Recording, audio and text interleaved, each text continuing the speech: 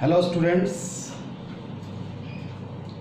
आज हम लोग इलेक्ट्रिक फील्ड के बारे में जानेंगे। इलेक्ट्रिक फील्ड क्या होता है? चार्ज तो आप लोगों ने देखा नहीं कभी। आप लोगों ने मैग्नेट देखा हुआ है। देखो मेरे पास एक मैग्नेट है, ये मैग्नेट चुंबक बोलते हैं। एक और मैग्नेट है, ये सबने देखा हुआ है। एक मैग्नेट के पास दूसरा मैग्नेट लेके आते हैं तो क्या होता है? ये देखो, ध्यान से देखना, इसको अपने आप अट्रैक्ट हो रहा है। अगर मैं इसको रिवर्स कर दूं तो ये देखो अपने आप ही दूर भाग रहा है। ऐसा क्यों? क्योंकि हमें मालूम है एक मैग्नेट के दो पोल्स होते हैं, एक नॉर्थ पोल और एक साउथ पोल। जब नॉर्थ पोल के पास नॉर्थ पोल या साउथ पोल के पास साउथ पोल लेके आते हैं तो रिपल्शन होता है। नॉर्थ पोल के पास साउथ पोल या साउथ पोल के पास नॉर्थ पोल लेके आएंगे तो अट्रैक्शन होता है। हम लोग इस चैप्टर के अंदर चार्ज, इलेक्ट्रिक चार्ज के बारे में पढ़ रहे हैं। फिर मैग्नेट्स के बारे में क्यों बता रहा हूँ? क्योंकि मैग्नेट हम लोगों ने देख रखा है, चार्ज को देखा नहीं है। ऐसे ही जैसे मैग्नेट्स के बारे में कहा आपको, एक पॉजिटिव चार्ज दूसरे पॉजिटिव चार्ज को या नेगेटिव चार्ज दूसरे नेगेटिव चार्ज को रिपेल करता है। पॉजिटिव चार्ज नेगेटिव चार्ज को, नेगेटिव चार्ज पॉजिटिव चार्ज को अट्रैक्ट करता है। अब ये हमारे पास मैग्नेट था, ये मैग्नेट है और दूसरा मैग्नेट लेके आ रहा हूँ। देखो अब दोनों के अंदर कोई फोर्स लग रहा है? कोई फोर्स नहीं लग रहा। इसको पास में लेके आया हूँ तो एक पर्टिकुलर डिस्टेंस आती है जिसके बाद फोर्स लगना स्टार्ट होता है। ऐसे ही ये सपोज कोई चार्ज है प्लस क्यू, एक और चार्ज है मेरे पास प्लस क्यू का। दोनों के बीच में क्या होगा? रिपल्शन। लेकिन जब डिस्टेंस ज्यादा है तो दोनों के बीच में ना अट्रैक्शन है ना रिपल्शन है। मैं क्या करता हूँ, इस चार्ज को फर्स्ट वाले के पास लेके आता हूँ। एक ऐसा पॉइंट भी आएगा जिससे इधर रखा हुआ है चार्ज ये वाला, तो दोनों में कोई फोर्स नहीं है, और यहाँ रखूंगा तो फोर्स लगेगा। पॉजिटिव पॉजिटिव है तो रिपल्शन का। इसको सेंटर मानकर इतनी रेडियस लेकर अगर हम एक स्फीयर ड्रा कर दें, three dimensional picture sphere draw कर दें, तो स्पेस का ये ऐसा पार्ट रीजन बन गया जिसके अंदर दूसरा चार्ज रखेंगे तो ये उसके ऊपर फोर्स लगाएगा। बाहर रखा हुआ है, दोनों में कोई फोर्स नहीं लग रहा। तो इस चार्ज के चारों तरफ जो रीजन बना उसको बोलते हैं हम इलेक्ट्रिक फील्ड। अगर मैग्नेट हो तो बोलते हैं मैग्नेटिक फील्ड, मास हो तो उसके चारों तरफ के फील्ड को बोलते हैं हम ग्रेविटेशनल फील्ड। समझ में आ गया वो इलेक्ट्रिक फील्ड क्या होती है? इसकी डेफिनेशन यहाँ लिखते हैं हम लोग। इलेक्ट्रिक फील्ड क्या होता है? It is the region of space, region of space around a charge, around a charge, space का ये वाला region, region of space around a charge within which if some another charge is placed, ऐसा रीजन जिसके अंदर कोई दूसरा charge रखते हैं हम, is placed, it will experience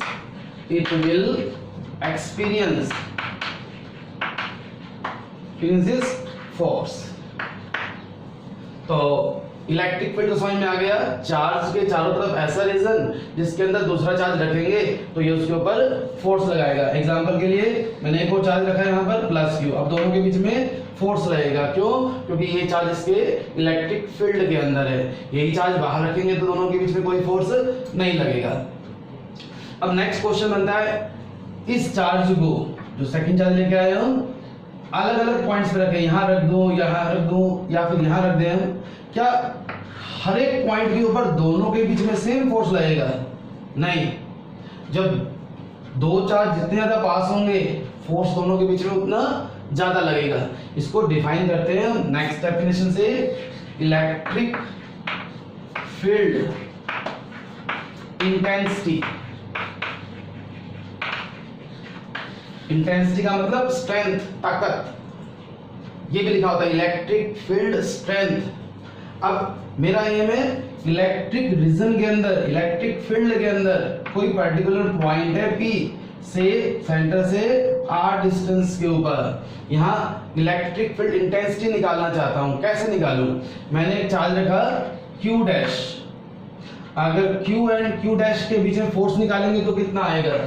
F will be equal to q dash over 4 pi epsilon r square. Coulombian's law लगाया मैंने यहाँ। इस फोर्स के अंदर तो दोनों का रोल है, Q का भी और Q डैश का भी। हमें तो P पॉइंट के ऊपर सिर्फ Q का रोल चाहिए, Q का इफेक्ट चाहिए कि ये Q चार्ज इसके ऊपर कितना फोर्स लगा रहा है। इसका एक तरीका देखो ये भी है, F ओवर Q डैश। इस Q डैश चार्ज को मैं यहाँ ले आया, क्या मिला हमारे पास? Q over 4 pi epsilon r square. अब ये जो फोर्स बचा हुआ है किसके कारण है? Q का ही तो रोल है यहाँ पर, तो इसी को बोलते हैं हम इलेक्ट्रिक फील्ड इंटेंसिटी। एक और तरीका निकालने का जो बुक्स में लिखा होता है, आप यहाँ पर 1 कूलम का चार्ज लेके आओ, प्लस 1 कूलम का चार्ज, इसको बोला जाता है unit positive test charge. 1 coulomb का चार्ज रख दिया उस पॉइंट पर जहां हमें क्या निकालनी है? Electric field intensity. अब देखो इसके ऊपर कितना फोर्स लगेगा? फोर्स वही कूलम्स का अप्लाई करना है, Q1 Q2 Q into 1 Q हो गया ओवर 4 पाई एप्सिलॉन और r स्क्वायर। इसी फोर्स को बोलते हैं हम electric field intensity. Means electric field intensity is the force experienced per unit charge. यही काम यहाँ किया था हमने, फोर्स को Q डैश से अप्लाई कर दिया था, डिवाइड कर दिया था। इलेक्ट्रिक फील्ड इज स्केलर और vector quantity. Electric field is a vector quantity. अगर इलेक्ट्रिक फील्ड वेक्टर क्वांटिटी है तो उसकी डायरेक्शन क्या होगी? हम लोग बोलते हैं, बुक्स में लिखा होता है पॉजिटिव चार्ज है तो इलेक्ट्रिक फील्ड की डायरेक्शन आउटवर्ड ले लो, नेगेटिव चार्ज है तो इलेक्ट्रिक फील्ड की डायरेक्शन इनवर्ड ले लो। कैसे भाई? ये देखो प्लस Q चार्ज, ये इसका इलेक्ट्रिक फील्ड। इलेक्ट्रिक फील्ड के अंदर पॉइंट लिया मैंने P, इस P पर इलेक्ट्रिक फील्ड कितना होगा? E is equal to Q over 4 pi epsilon और r स्क्वायर। इसकी डायरेक्शन क्या होगी? मैंने कहा पॉजिटिव चार्ज है तो डायरेक्शन आउटवर्ड। क्वेश्चन ये पूछता हूं मैं कि आउटवर्ड क्यों लेते हैं? अगर ये नेगेटिव चार्ज है तो उस इलेक्ट्रिक फील्ड की डायरेक्शन इनवर्ड क्यों लेंगे हम? यहाँ आपको बताया कि जिस पॉइंट पर इलेक्ट्रिक फील्ड इंटेंसिटी निकालनी है उस पॉइंट पर हम प्लस 1 कूलम का चार्ज रखते हैं। ये पॉजिटिव चार्ज इस प्लस 1 कूलम के चार्ज को क्या करेगा? अट्रैक्ट या रिपेल? रिपेल करेगा। रिपेल का मतलब फोर्स की डायरेक्शन क्या होगी? आउटवर्ड। इसीलिए इलेक्ट्रिक फील्ड की डायरेक्शन पॉजिटिव चार्ज के कारण आउटवर्ड लेते हैं। अगर ये चार्ज जो अंदर रखा हुआ था माइनस Q होता, अब P पॉइंट पर मेरे को इलेक्ट्रिक फील्ड की डायरेक्शन निकालनी है तो कैसे निकालेंगे? मैग्नीट्यूड के लिए प्लस 1 कूलम का चार्ज लेके आओगे आप। अब ये नेगेटिव चार्ज इस प्लस वाले को अपनी ओर खींचेगा, अट्रैक्ट करेगा या रिपेल करेगा? माइनस प्लस को अट्रैक्ट करता है, इस डायरेक्शन में होगा फोर्स। तो यही डायरेक्शन होगी हमारी इलेक्ट्रिक फील्ड की। तो याद रखोगे आप क्या? इलेक्ट्रिक फील्ड की डायरेक्शन पॉजिटिव चार्ज है तो रेडियली आउटवर्ड, नेगेटिव चार्ज है तो इनवर्ड। फार्मूला क्या बन गया इलेक्ट्रिक फील्ड का? 2 फार्मूले दिए मैंने आपको इलेक्ट्रिक फील्ड इंटेंसिटी के, E is equal to F by Q। यहाँ लिखा हुआ है ना कि E is equal to F by Q। Vector form में लिखेंगे ऐसे, बिकॉज किसी वेक्टर को स्केलर से डिवाइड करते हैं तो वेक्टर ही मिलता है। एक यहाँ और लिखा जाता है लिमिट Q टेंड्स टू 0। इसका मीनिंग ये है जिस पॉइंट पर हमें इलेक्ट्रिक फील्ड निकालना था उस पॉइंट पर जो चार्ज रखा उसका अपना कोई इफेक्ट नहीं है, Q टेंड्स टू 0। चार्ज की वैल्यू 0 नहीं है, उसका इफेक्ट 0 है। और इलेक्ट्रिक फील्ड का फॉर्मूला ये बन गया Q over 4 pi epsilon r square. Means जो फोर्स के फार्मूले थे उनमें से Q गायब कर देंगे। हमने कूलम्स लॉ के अंदर 2-3 आर्टिकल्स किए, Coulomb's law in vector form, Coulomb's law in position vector form, superposition of charges. Similarly all articles will be repeated. सारे के सारे आर्टिकल्स दोबारा कर सकते हो, बस एक Q जो 2 लिखे हुए स्टार्टिंग में एक Q खत्म कर देना, तो ऐसे बन जाएगा। यूनिट क्या बनेगी इस इलेक्ट्रिक फील्ड की? फोर्स की होती है न्यूटन और चार्ज भी कूलम, न्यूटन पर coulomb is the unit of electric field intensity. Electric field, सिर्फ इलेक्ट्रिक फील्ड के भी न्यूमेरिकल्स हैं हमारे पास। अगर हम किसी स्फीयर के चारों कॉर्नर के ऊपर प्लस क्यू चार्ज रख दे, सेंटर पे कोई पॉइंट है स्फीयर के, वहां इलेक्ट्रिक फील्ड निकालना, कैसे निकालेंगे? से ओ, इसे लास्ट वाले टॉपिक के अंदर कूलम्स लॉ में यहाँ एक चार्ज रखा था, उसके ऊपर फोर्स निकालना था। अब यहाँ कहते हैं कोई पॉइंट है ओ, इस पर इलेक्ट्रिक फील्ड निकालो चारों के कारण। कैसे निकालेंगे? ये पॉजिटिव है आउटवर्ड, ये भी पॉजिटिव है आउटवर्ड। अगर नेमिंग करें यहाँ A B C and D, ये डायरेक्शन किसकी? ई ए, ये डायरेक्शन किसकी? ई सी। बी पर जो चार्ज रखा है पॉजिटिव है, पॉजिटिव के कारण इलेक्ट्रिक फील्ड की डायरेक्शन क्या बताइए आपको? आउटवर्ड, ये ई बी। और डी पर जो चार्ज रखा है आउटवर्ड, ई डी। ये देखो चारों चार्जेस के कारण सेंटर पर इलेक्ट्रिक फील्ड सेम होगा। फार्मूला ये अप्लाई करेंगे, चारों की डायरेक्शन यहाँ शो कर रखी है। These two being equal and opposite will cancel each other. Similarly, these two being equal and opposite will cancel each other. So, net electric field at the center will be equal to 0. ये कह सकते हैं हम, किसी point पर electric field निकालना हो कई चार्जेस के कारण, तो कैसे निकालेंगे? जैसे यहाँ सिखाया आपको, आपके पास जितने भी चार्ज हैं उन सब के कारण इंडिविजुअल चार्जेस के कारण, इंडिविजुअल चार्ज के कारण इलेक्ट्रिक फील्ड निकालो और फिर उसको वेक्टरली ऐड कर दो। इसके न्यूमेरिकल कूलम्स लॉ से भी सिंपल है। कूलम्स लॉ के अंदर तो दो क्यू आते थे, Q1 Q2 लेके चलते थे हम लोग, और इलेक्ट्रिक फील्ड के अंदर एक चार्ज खत्म कर दिया, मींस फार्मूला भी उससे सिंपल हो गया, तो इसके न्यूमेरिकल और भी सिंपल बन जाते हैं। This was all about electric field and electric field intensity. अब हम टॉपिक लेंगे अपना electric lines of force. Topic का नाम लिख देता हूं मैं यहाँ, electric lines of force. Meaning क्या है इस आर्टिकल का? जस्ट मैंने आपको बताया अभी, ये चार्ज है कोई प्लस क्यू का, ये चारों तरफ उसका इलेक्ट्रिक फील्ड। जैसे मैंने आपको बताया मैग्नेट है मेरे पास, ही इस मैग्नेट का भी मैग्नेटिक फील्ड होगा, इसकी स्ट्रेंथ पे डिपेंड करेगा कहाँ तक है। क्या दिखाई देता है अपने को magnetic field?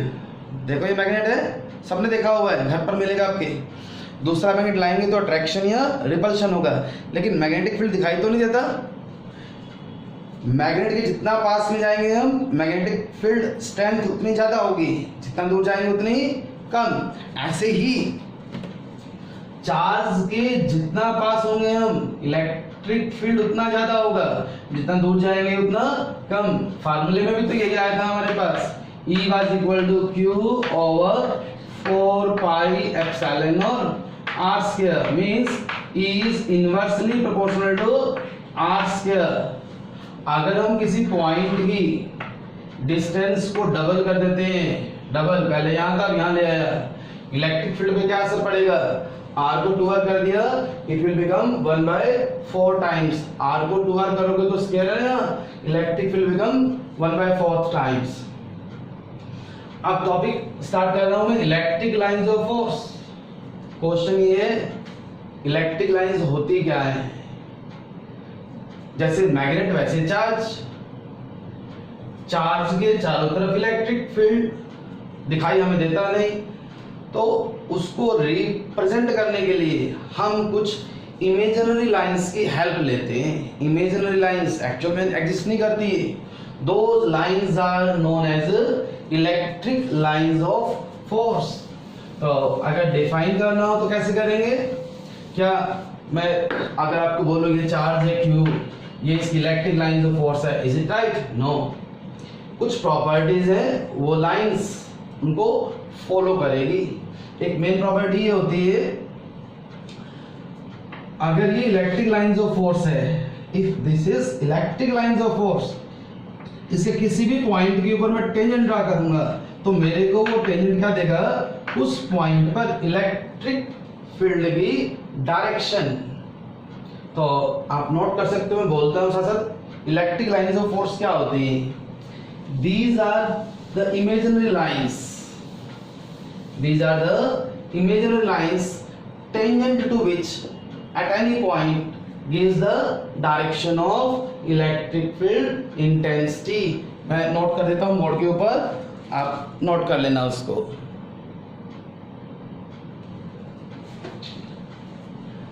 Electric lines of force ना, यहां these are the imaginary lines, imaginary lines। ये स्ट्रेट भी हो सकती हैं, स्ट्रेट और may be curve. These are the imaginary lines tangent to which at any point gives the direction of electric field। These lines do not exist in reality, but what they represent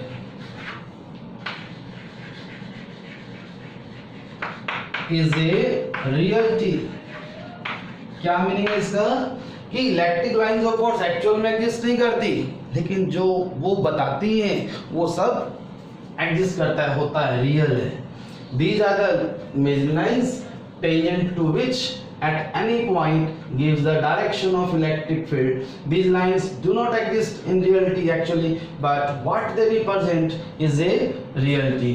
इनकी कुछ important properties है, वो करेंगे हम लोग, आप इसको note कर लेना, पॉज करके कर लेना। एक प्रॉपर्टी को हम लोग 10th क्लास में भी करते हैं, मोस्ट कॉमन प्रॉपर्टी होती है, आएगी वो भी।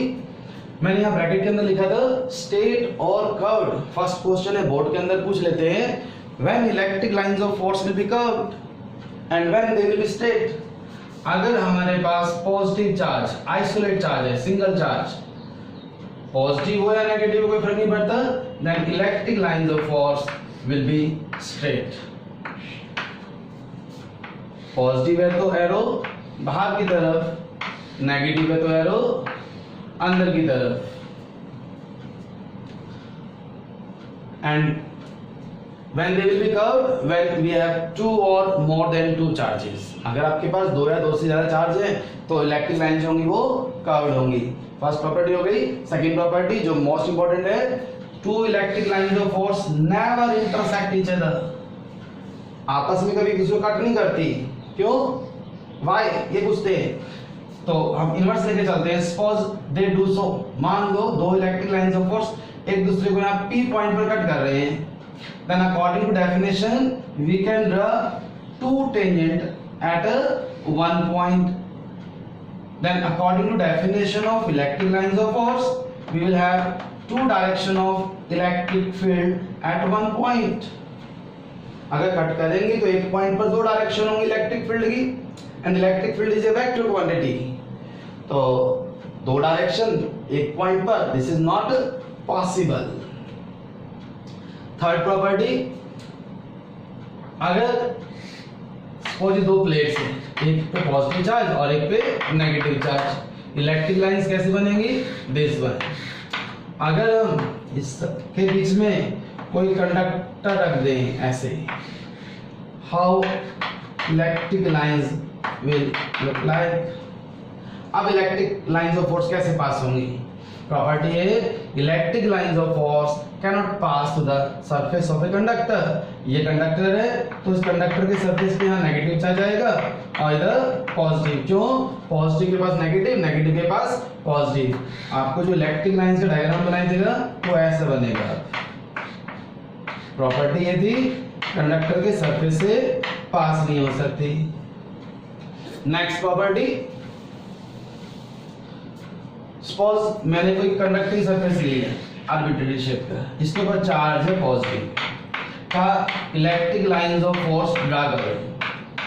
मैंने आपको ये बताया अगर पॉजिटिव चार्ज है तो electric lines of force outward, देखो आउटवर्ड बना दी। क्या ये ठीक है?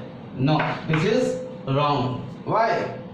क्योंकि प्रॉपर्टी ये है कंडक्टर किसी भी शेप का हो, जो इलेक्ट्रिक लाइंस ऑफ फोर्स होंगी they leave the surface of a conductor normally.